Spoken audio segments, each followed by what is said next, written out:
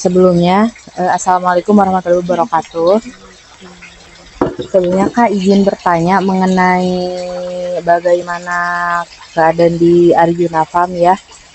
Yang pertama itu saya ingin menanyakan, Arjuna Farm ini dibuat tahun berapa ya?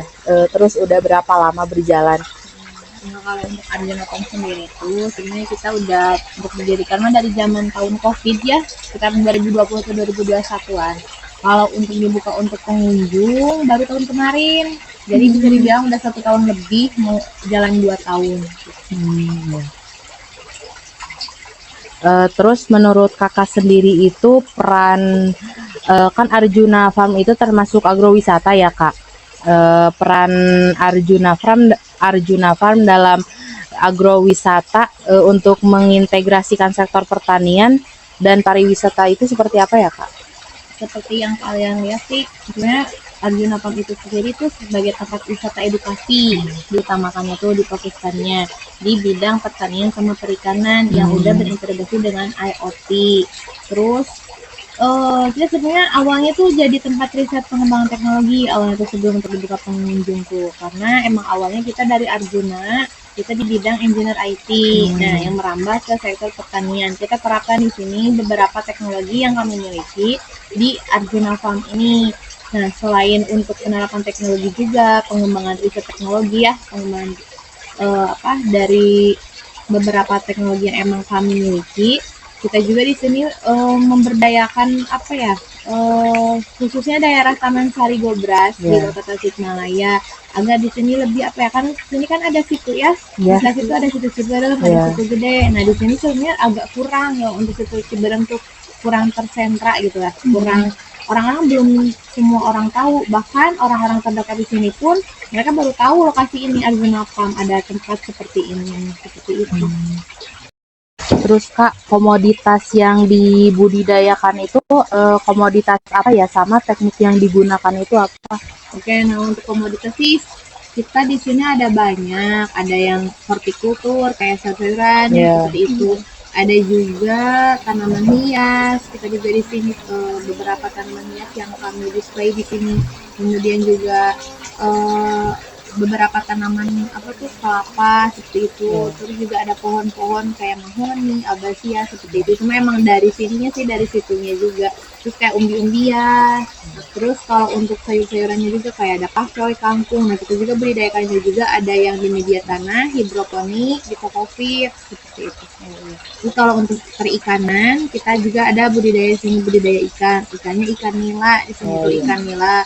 Kita merah sama ikan nila kumpai sama ikan koi juga gitu. Terus Kak, masalah pemasarannya kan tadi Kakak sempat bilang kayak banyak sekali budidaya komoditas ya Kak, dari mulai perikanan sampai dari pertanian. Kakak tuh target pasarnya tuh siapa aja sih Kak? Kalau untuk target pasar sih kita lebih ke konsumen ya, konsumen dari semua kalangan juga. Cuma karena memang di sini kita budidayakannya kayak ikan, sayur-sayuran yang memang tidak menggunakan bahan-bahan yang apa ya, kimiawi seperti itu. Jika di sini ikannya juga perikanannya pakai konsep teknologi smart biotok. Jadi ikannya juga memang lebih beda, kalau di sini ikannya lebih organik, lebih nggak bau lumpur gitu, karena nggak pakai sembarang ikan, sembarang pakan juga. Terus ya mereka yang beli ke sini yang emang apa ya, kita berani menjual kualitas tuh. Jadi orang yang mungkin udah tahu ya pasti mereka pasti akan apa ya, sanggup untuk membelinya juga, order bahkan request-nya juga gitu. Terus untuk pemasarannya juga kita sebenarnya lebih banyak masuk ke kitchen juga, karena kan di sini ada tempat makan juga ya. Nah kita masukkan ke kitchen juga jadi paket menu makan, atau pelanggan yang kesini, customer yang berkunjung ke sini sekalian berwisata edukasi sambil petik-petik juga, sambil pengen beli ikan, jadi tempat wisata untuk mereka bisa membeli langsung gitu. Terus tantangan dalam menjalankan agrowisata itu apa sih Kak? Kalau untuk tantangan sih ya khususnya apa ya, memang namanya juga tempat pengunjung ya yang dikunjungi banyak orang gitu, pelanggan, ada kalanya memang ada fluktuatif lah, ada kalanya sepi atau rame seperti itu. Cuma kalau untuk tantangannya sih lebih apa ya, kita harus mengembangkan inovasi ide lagi yang Iya. baru lagi gitu. Karena saya melihat ketika di sini customer yang berkunjung ke sini tuh, karena di sini pakai teknologi, ada beberapa orang yang belum aware gitu. Iya. Bahkan pemerintah juga sebenarnya nggak semuanya tuh memiliki kesadaran bahwa kita di sini tuh udah di generasi 5.0 gitu kan, generasi seperti itu. Jadi ya masih tabu juga sih seperti itu. Makanya kita di sini berani juga menjadi kayak pelopor sebagai pertanian sama perikanan yang udah pakai teknologi, pakai IoT gitu. Eh, Terus kalau strategi untuk meningkatkan dalam jumlah dan kepuasan pengunjung Arjuna Farm sendiri itu bagaimana ya Kak? Jalan meningkatkan kepuasan ya.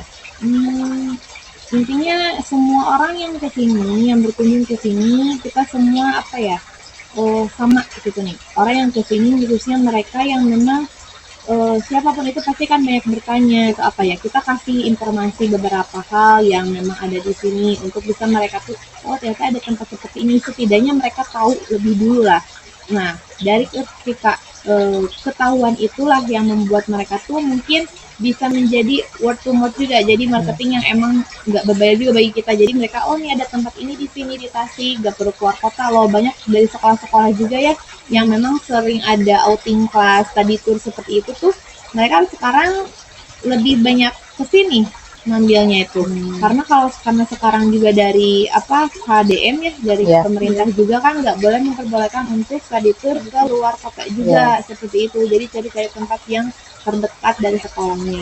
Makanya banyak yang kesini juga. Makanya kita dalam meningkatkan kepuasannya juga tuh kita coba nih apa ya, satu persatu semua kalangan usia ya, baik anak-anak, remaja, anak sekolah, bahkan instansi-instansi yang datang ke sini yang tujuannya mungkin mereka sekedar makan doang, ngopi doang, jalan santai, tapi setidaknya kita ngasih tahu aja karena kita di status kan dipasang apa tuh standing bar yang ilmu-ilmu pengetahuan informasi seperti itu. Setidaknya mereka tahu aja dulu lah gitu. Terus ke sekolah juga kan banyak yang kesini yang rombongan reservasi anak-anak. Nah kita juga di sini mengajarkan ilmu-ilmu yang mungkin mereka bisa terapkan entah itu di kehidupannya, di sekolahnya. Setidaknya mereka apa ya, memiliki kesan memoris lah bahwa ternyata dari sampah ini tuh bisa digunakan kembali lagi. Oh begini caranya menanam tuh, karena di sini juga kita ngajarin cara menanam, cara apa ya, apa yang mereka makan tuh sayuran seperti ini loh dibudidayakan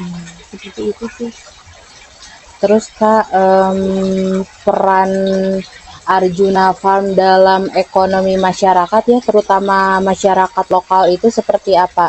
Apakah mengurangi pengangguran di masyarakat sekitarnya? Ya tentu itu kan jadi salah satu tujuan kebermanfaatan juga didirikannya Arjuna Farm juga untuk bisa membuka lapangan pekerjaan.